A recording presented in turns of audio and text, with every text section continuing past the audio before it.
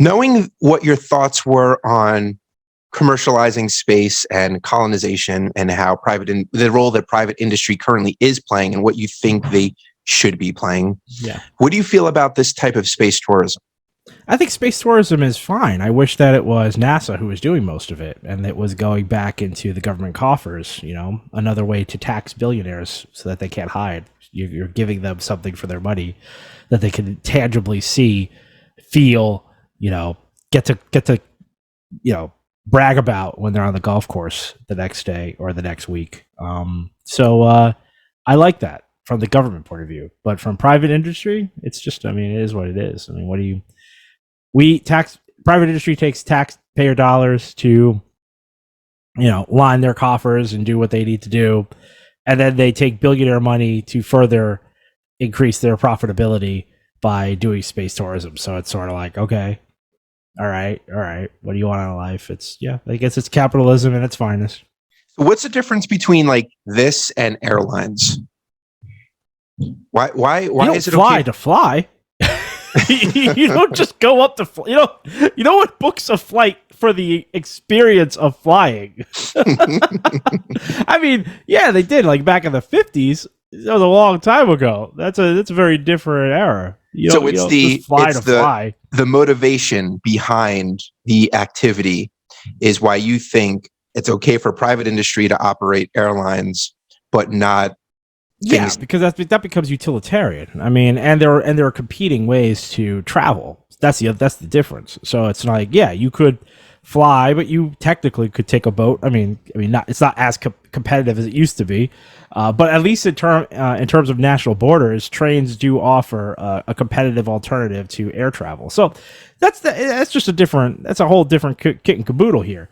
If we're just talking about travel tourism, there's very few things that you cocould do today that equate to travel tourism. One of them are like the scientific vessels. People pay thousands of dollars to see the Arctic, on a science boat of some sort. And then there's the space stuff. Yeah. So it's and I think people still do pay for the do they really still call it the Orient Express? I think they do call it that still. I think it is called that. Or the Siberian. What do you call it? Trains are a beautiful way to see wherever you are. Well, yeah. Well, if you're going on a scenic train route, not all. It was a hot air balloon ride apparently, but. Well, if trains flew too, and you could fall out of your carriage, well, I wouldn't be down for that. But because they don't do that, I love a train ride. I love a good train ride. So to that point, should hot air balloon rides only be operated by the government? Following your logic. Because it's just something to, you're giving nothing for something.